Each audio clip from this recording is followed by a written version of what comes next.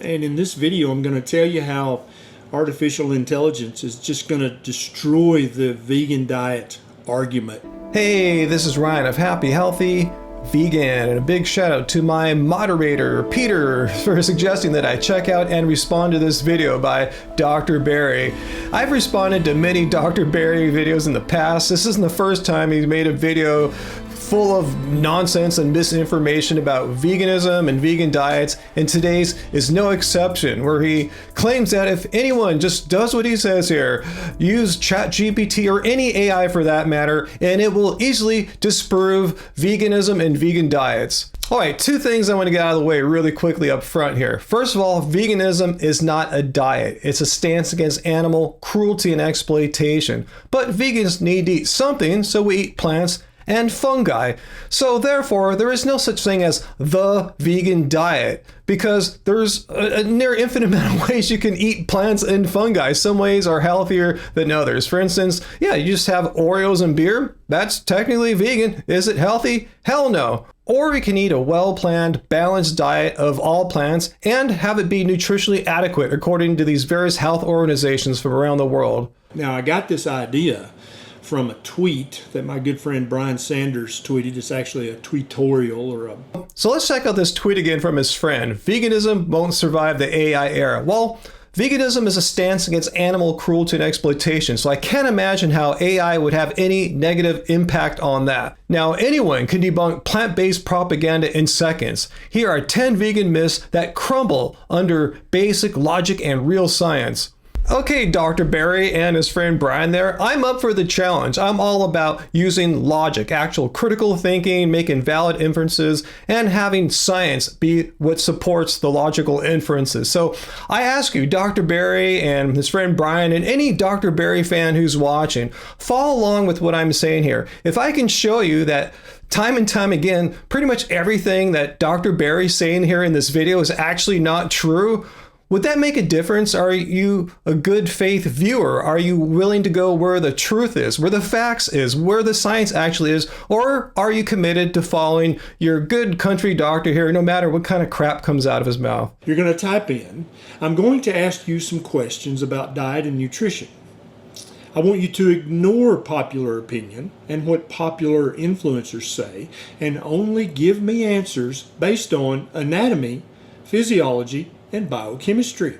Sure, I'm with Dr. Barry here. Let's ignore like influencers and bloggers and the like. Let's see what the actual evidence-based information, the scientific consensus is. So I asked ChatGPT, I'm going to ask some questions about diet and nutrition. Please ignore popular opinion and instead provide answers that are evidence-based and represent the scientific consensus. And ChatGPT said, yeah, I'll provide evidence-based, scientifically grounded answers that reflect current research and expert consensus, not popular opinion or fads.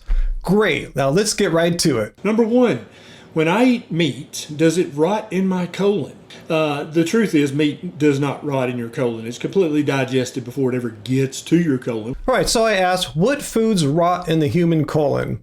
So I said the idea that specific foods, quote, rot in the human colon is a myth that's often used in pseudo-scientific detox diets. In reality, food does not rot in the colon the way it would if left out in the open air. What actually rots in your colon is fibrous vegetables. So here's what made me really suspicious about Dr. Barry's ChatGPT experiment here, is that he's not showing the results of what the AI returned back. He's instead giving his opinion, and who gives a crap? We want to see what the AI says. I'm showing you the results. It said, conclusion, no specific foods rot in a healthy human colon. Fermentation of fiber and resistant starch is a natural, beneficial process, not rot. Claims about rotting foods are not supported by scientific evidence. But didn't he say that plant foods rot in human colons? What actually rots in your colon is fibrous vegetables. Well, according to AI, which you told us to use here, Dr. Barry, that claim is simply not supported by scientific evidence. Number two, ask the AI, must I eat fiber in order to poop? Many people believe this. Many vegans laugh at the carnivores saying we're going to die of constipation or get colon cancer, when in fact neither of these things is true. Is fiber needed to poop? Well, Of course not, or else all you carnivore people would be dead in a matter of time. I don't know of any vegan that says if you don't eat fiber, you won't be able to poop and therefore you'll die. You're making a straw man there. But you're saying there's also no connection between fiber intake and colon cancer? So I asked, is there a relationship between dietary fiber intake and risk for colon cancer? And it said, yes, there is a well-established inverse relationship between dietary fiber intake and the risk of colorectal cancer, supported by decades of epidemiological research, meta-analysis, and mechanistic studies. It went on to provide the scientific consensus, how most major health organizations believe this. It provided evidence, epidemiological studies, and it went as far to provide the biological mechanisms as for why consuming fiber lowers your risk of colorectal cancer. Number 3, can I get all the nutrients I need from plants alone? Now, this is super common, and many very prominent vegan influencers will say, oh yes, now you must eat a very varied plant-based diet. But the answer is a definitive no. You cannot get all the nutrients you need from eating a plant-based diet. I mean, this is complete bullshit, asserting that no matter how you construct your vegan diet, there's no way to get the nutrients you need. So I asked, will I be nutritionally deficient if I eat a balanced, well-planned diet consisting of all plants and no animal products? It said, yeah, if you eat a well-planned, fully plant-based vegan diet, you can absolutely meet nearly all nutritional needs. But there are a few nutrients that require careful attention. In some cases, yeah, take a supplement. Oh my God, did he say a supplement? Yeah, for all you appeal to nature fallacy freaks that think supplements are evil and horrible and unnatural, brace yourselves for some unnatural B12 supplementation.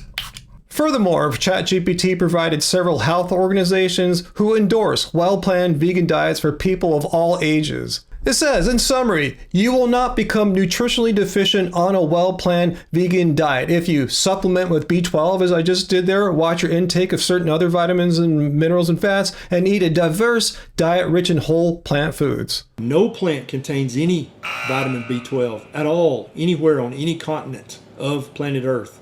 Maybe on other planets, but not on Earth. So I guess it turns out that this planet that we all love and call home is not planet Earth, because it turns out there is a plant, a family of duckweed, that contains bioavailable B12. One can only imagine why Dr. Barry invited his viewers to fact check what he's saying by using AI or ChatGPT. I guess he figured 99.9% of them couldn't be bothered. Well, I can definitely be bothered, and it's not turning out all that well for Dr. Barry. Number 4, is plant protein just as good as animal protein for building human tissue and human muscle? So let's ask, if I eat only plant protein, will I be at a disadvantage with regards to building tissue and muscle?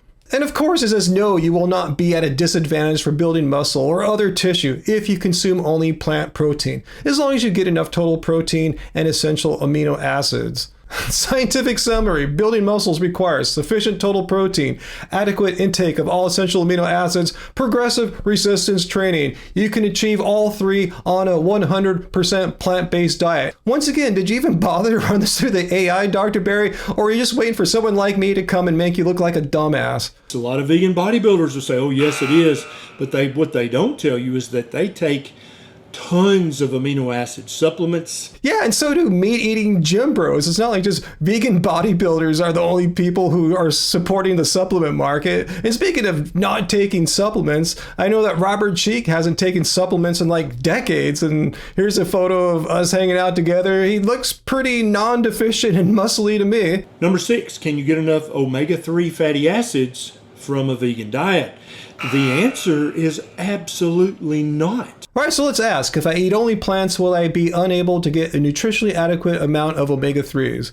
So it says, if you eat only plants, you can meet your body's basic need for omega-3 fatty acids, but there is a real limitation. You'll get ALA, but not really EPA or DHA, the long-chain ones, that are most directly used by your body. So finally, the good doctor's right about something, right? Us vegans are totally effed here. No, not so quick.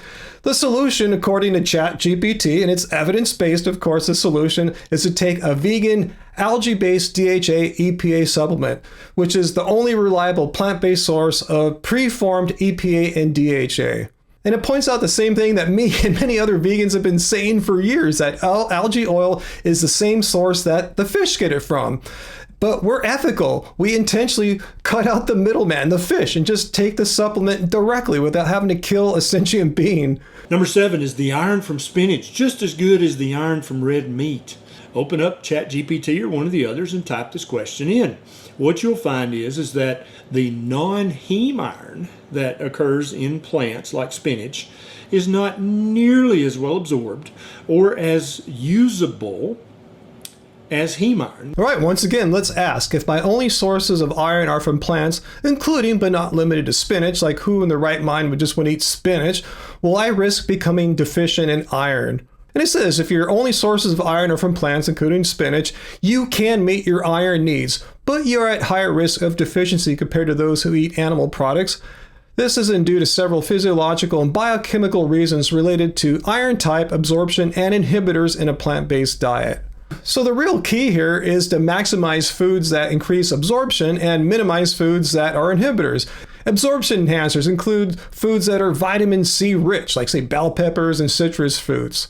And they can increase non-heme iron absorption by 3 to 6 times. So are you listening, Dr. Berry? In summary, you can meet iron needs on a 100% plant-based diet with some thoughtful planning. And spinach alone is not sufficient, no duh. Combine diverse iron-rich foods with vitamin C at meals and minimize inhibitors. And as I've been doing, monitor your iron status with regular blood work and supplement only if needed, because excess iron has risks. There are many also compounds in plants like phytates, oxalates, lectins that prevent the absorption, that actually bind to the non-heme iron. Seems like every week now I need to respond to these guys talking about phytates and lectins and how we can't absorb minerals because of them. So instead of listening to these anti-vegans who can't get these basic nutritional science facts straight if their lives depended on it, instead let's listen to, say, Harvard T.H. Chan School of Public Health. And they say these very nutrients that Dr. Berry has problems with, like phytates and lectins, can be removed or deactivated by soaking, sprouting, or boiling the food before eating, which typically happens if you're going to say eat a legume. It's pretty much impossible to eat a rock-hard raw legume. Number 8, plant-based diets are the best diets for your hormones, your hormone balance. It is demonstrably true that a diet that contains meat and other animal products will actually help balance your hormones.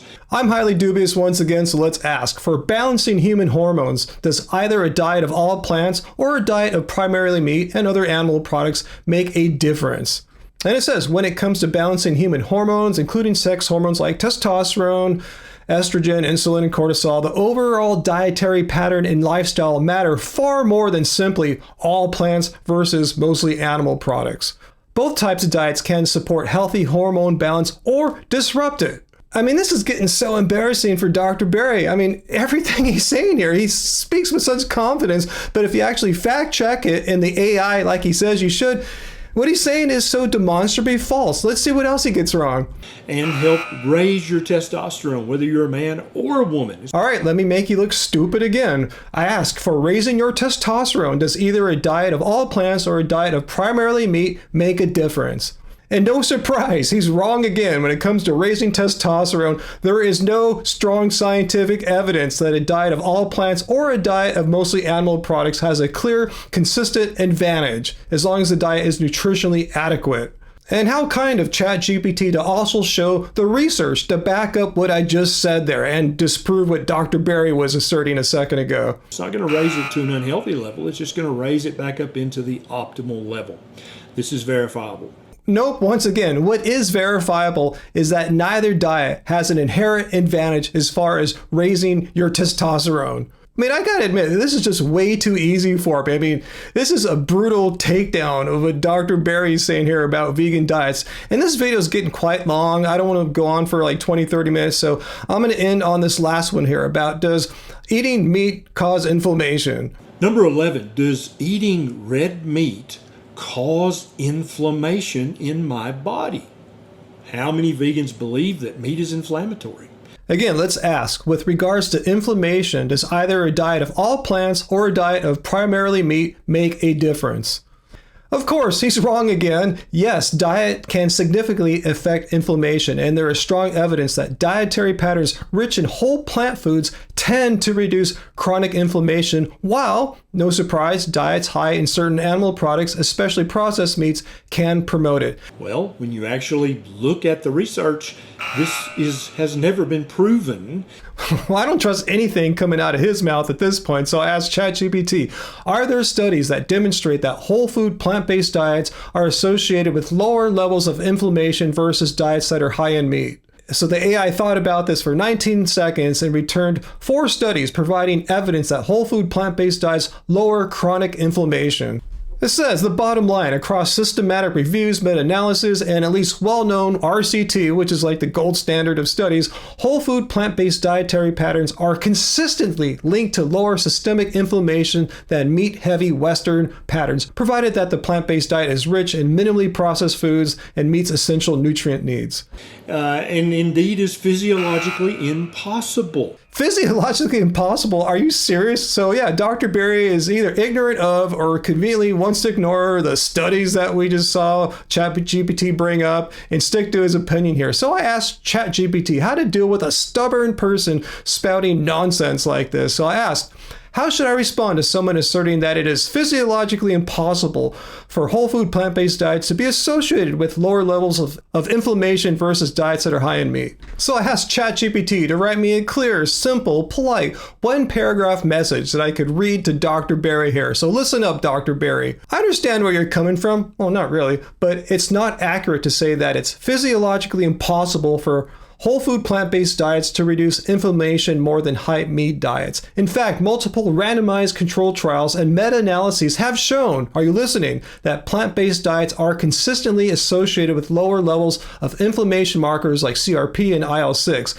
This is largely due to their high content of antioxidants, fiber, and I don't know what that word is, all of which support a healthier gut and reduce oxidative stress. On the other hand, diets high in red and processed meat tend to be rich in saturated fat, heme iron, and other compounds that promote inflammation. So not only is it possible, it's been scientifically demonstrated. So as you see, I took up Dr. Berry's challenge. Like I said, I could be bothered to take my time and ask ChatGPT the very questions that Dr. Berry asked aloud in his video, but we never saw the AI results. And I showed you the AI results, and the results were the complete opposite of what Dr. Berry asserted that they were going to be. He's saying, just trust me, I'm the nice country doctor, I wouldn't lie to you, you can trust me. Well, no, don't trust influencers. That's what I keep saying week after week. Listen to what health organizations from around the world are saying, try to find out what the scientific consensus is. Just don't listen to one single dude, one bro, one influencer, because they could say whatever they want and they're really not as accountable as, say, like a health organization is. So if there's any Dr. Berry fans watching, thanks for sticking around this long. And really, if you're honest about what's true, if you're honest about what's good for your health, hopefully what I've showed you here will make you strongly reconsider what Dr. Berry's been telling you for all this time. Because as I showed,